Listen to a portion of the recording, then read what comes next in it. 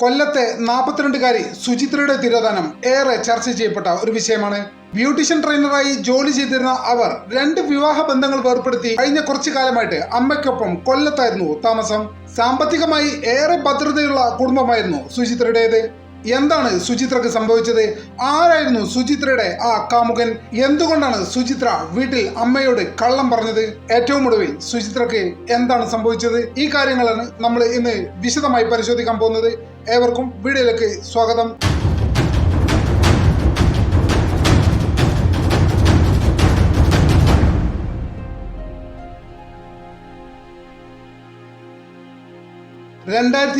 March 17 സംഭവങ്ങളുടെ തുടക്കം. അന്നേ ദിവസം എറണാകുളത്ത് 5 ദിവസത്തെ ട്രെയിനിങ് ഉണ്ടെന്ന് പറഞ്ഞ് അമ്മയെ വിശ്വസിപ്പിച്ച് സുചിത്ര അതിരാവിലെ തന്നെ വീട്ടിൽ നിന്നിറങ്ങി.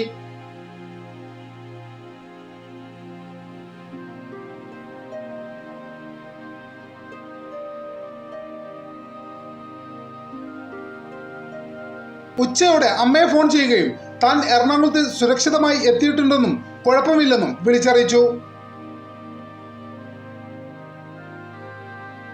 എന്നാൽ മാർച്ച് 19 മുതൽ സുചിത്രയുടെ ഫോൺ സ്വിച്ച് ഓഫ് ആയി.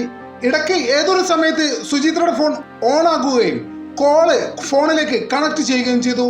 അപ്പോഴേക്കും സുചിത്രയുടെ ഫോൺ മറുതലക്കൽ നിന്ന് ഫോൺ കട്ട് ചെയ്യുകയും പിന്നീട് ഒരിക്കൽ കൂടി സ്വിച്ച് ഓഫ് ആകുകയും ചെയ്തു.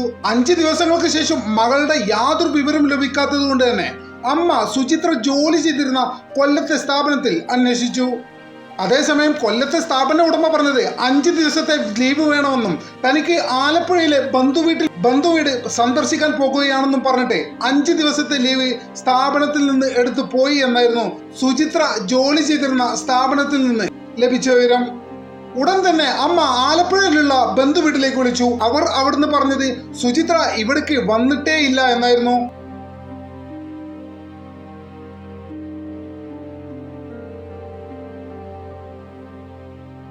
ഈ വിവരം കൂടി അറിഞ്ഞതോടെ സുചിത്രയുടെ അമ്മ പോലീസിൽ പരാതി നൽകാൻ തീരുമാനിച്ചു.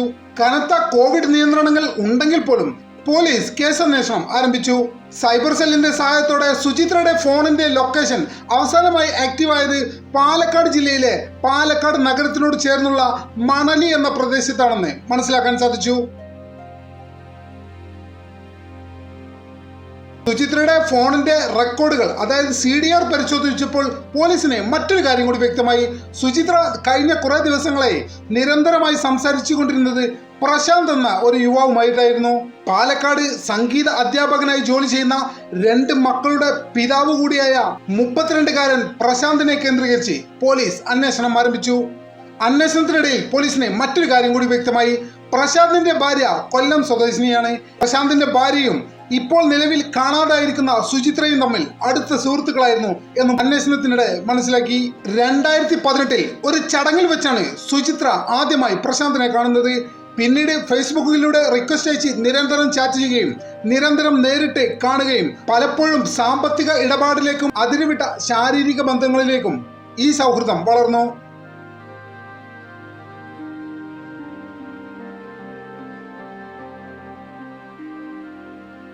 അങ്ങനെ 2020 മാർച്ചിൽ സുചിത്ര പ്രശാന്തിനെ ആ ഞെട്ടിക്കുന്ന വിവരം അറിയിച്ചു.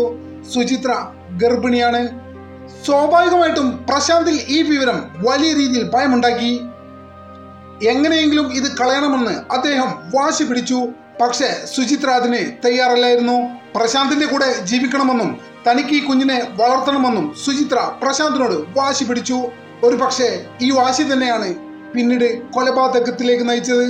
മാർച്ച് 17 ഭാര്യയെ കൊല്ലത്തെ വീട്ടിലേക്ക് പറഞ്ഞയച്ചുകൊണ്ട് പ്രശാന്ത് സുചിത്രയെ പാലക്കാട്ടിലേക്ക് വരാൻ ആവശ്യപ്പെട്ടു.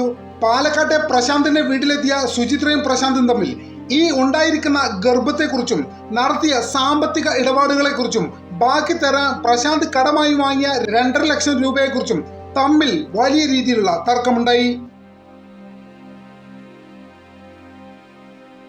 ഒരു രീതിയിലും ഗർഭം അലസിപ്പിക്കാൻ സുചിത്ര സമ്മതിക്കില്ല എന്ന് മനസ്സിലാക്കിയ പ്രശാന്ത് എമർജൻസി ലാമ്പിന്റെ ചാർജിംഗ് വയർ എടുത്ത് സുചിത്രയുടെ കഴുത്തിലിട്ട് മുറുക്കി.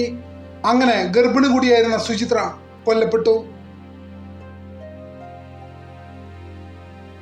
കൊലപാതകത്തിന് ശേഷം പ്രശാന്ത് ഈ മൃതദേഹം ഒളിപ്പിച്ചു വെക്കാൻ വളരെ ക്രൂരമായ പ്രവൃത്തികളാണ് ചെയ്തത്.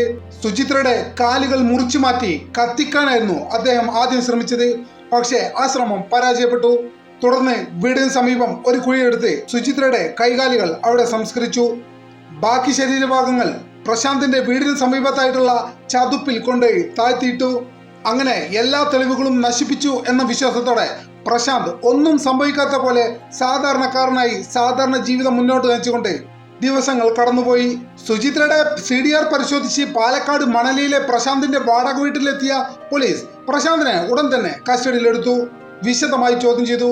ഒടുവിൽ പ്രശാന്ത് എല്ലാം സമ്മതിച്ചു. തുടർന്ന് നടന്ന പരിശോധനയിൽ സുചിത്രയുടെ ശരീര അവശിഷ്ടങ്ങൾ പാലക്കാട്ടെ പ്രശാന്തിന്റെ വീടിന് സമീപത്ത് നിന്നും പോലീസ് കണ്ടെടുത്തു. അങ്ങനെ കോടതി ഇയാൾക്ക് ജീവപര്യന്തം ശിക്ഷ വിധിക്കുകയും ചെയ്തു. വിവാഹ ബന്ധത്തിന് പുറമെയുള്ള ഇത്തരം സൗഹൃദങ്ങളിൽ പതിയിരിക്കുന്ന അപകടങ്ങളെക്കുറിച്ച് ഈ സംഭവം നമ്മെ ഏറെ ചിന്തിപ്പിക്കുന്നു. മിക്കപ്പോഴും സ്നേഹത്തിലുപരി പണത്തിനോ ശാരീരിക സുഖത്തിനോ വേണ്ടിയായിരിക്കും ഇത്തരം ബന്ധങ്ങൾ മുതലെടുക്കപ്പെടുന്നത് എന്ന യാഥാർത്ഥ്യം നാം തിരിച്ചറിയേണ്ടതുണ്ട്. നമ്മുടെ ചാനൽ ഇതുവരെ സബ്സ്ക്രൈബ് ചെയ്യാത്ത സുഹൃത്തുക്കൾ ഇപ്പോൾ തന്നെ സബ്സ്ക്രൈബ് ചെയ്ത് പിന്തുണ തരണമെന്ന് വളരെ വിനീതമായി അഭ്യർത്ഥിക്കുന്നു. മറ്റൊരു വീഡിയോയുമായി ഒട്ടും വൈകാതെ തന്നെ കാണാമെന്ന പ്രതീക്ഷയോടെ തൽക്കാലത്തേക്ക് വിട പറയുന്നു.